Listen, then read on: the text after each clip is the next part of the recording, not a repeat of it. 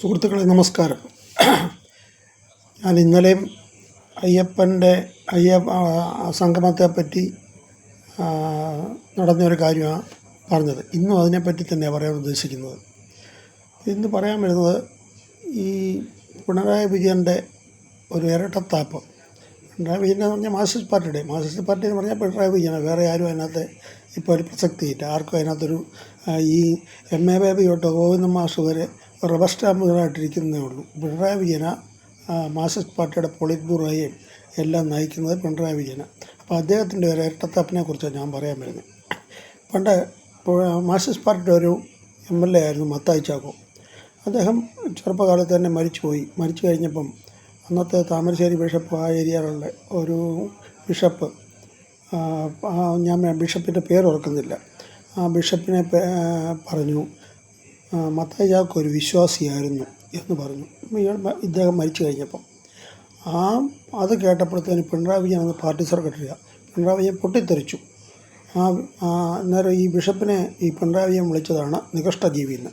അന്ന് തൊട്ട് നികഷ്ടജീവി എന്നുള്ള വാക്ക് നമുക്ക് കേരളത്തിലായത്. അപ്പോൾ നികഷ്ടജീവി എന്ന് അന്ന് വിളിച്ചു. അപ്പോൾ ഇന്ന് വെള്ളാപ്പള്ളി പറയുന്നത് പിണറായി വിജയൻ വിശ്വാസിയാണ്, ആരും അറിയാതെ 2 പ്രാവശ്യം അയ്യപ്പ അവിടെ കയറിയിട്ടുണ്ട് എന്നൊക്കെ പറയുന്നു. അപ്പോൾ ഇനിയും പിണറായി വിജയൻ ഈ വെള്ളാപ്പള്ളിയെപ്പറ്റി എന്ത് പറയും? ഒന്ന് തുറന്നൊന്ന് പറയുകയാണെ ഇദ്ദേഹം നികഷ്ടജീവിയാണെന്നോ അതോ അതിലും കൂടിയത് വല്ലതും ആണെന്നോ എന്നൊന്ന് പിണറായി വിജയൻ പറയണം. ഇത് പറയുന്നു. അതുപോലെ തന്നെയാണ് പണ്ടത്തെ അല്ല, ഇപ്പോഴും തന്ത്രി ഇന്നലെ വേദിയിലിരുന്ന തന്ത്രിയെപ്പറ്റി പണ്ട് പിണറായി വിജയൻ പറഞ്ഞ കുറേ കാര്യങ്ങളുണ്ട്.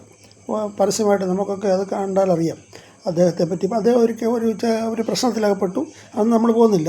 അത് കഴിഞ്ഞപ്പോഴത്തേന് പുള്ളി അദ്ദേഹത്തെ അധിക്ഷേപിച്ചത് ഏതെല്ലാം വാക്കുകളിലൂടെയാണ്. അദ്ദേഹത്തെയാണ് ഇന്നലെ വേദിയിലിരുത്തിയതും. എനിക്ക് തോന്നുന്നത് പിണറായി വിജയനെ സ്വീകരിച്ചത് തന്നെ അദ്ദേഹമായിരുന്നു തോന്നുന്നു. അങ്ങനെയാണ് ഈ ഇവരുടെ ഒരു കാര്യങ്ങൾ സമയത്തിനനുസരിച്ച് അങ്ങോട്ടും ഇങ്ങോട്ടും കാര്യം. ഇപ്പം മാർക്സിസ്റ്റ് പാർട്ടിക്കെന്ന് പറഞ്ഞാൽ ഇപ്പോൾ ഒരു പ്രസക്തിയേ ഇല്ല. അവരിപ്പോഴത്തെ താൽക്കാലികമായിട്ട് 10 വോട്ടിന് വേണ്ടിയിട്ട് വെള്ളാപ്പള്ളിയോ തന്ത്രിയോ ആരെ വേണമെങ്കിലുമൊക്കെ കൂട്ടുകൂടും. അതുപോലെ തന്നെയാണ് ഇന്ന് ഒരു രസകരമായൊരു സംഭവം ഉണ്ടായി. രാജീവ് ചന്ദ്രശേഖരനുമായിട്ടൊരു പത്രസമ്മേളനം കണ്ടു. അതിനകത്ത് ഒരു വനിതാ പ്രതിനിധി പുള്ളിക്കാരൻ്റെ അണ്ണാക്കിലോട്ട് പിന്നെയും ചോദിച്ച് പുള്ളിക്കാരത്തെ ദേഷ്യപ്പെടുകയൊക്കെ. അത് പോട്ടെ. അപ്പോൾ അദ്ദേഹം ഒരു കാര്യം പറഞ്ഞു. ഈ സംഗമത്തിനെ പറ്റി ചോദിച്ചപ്പം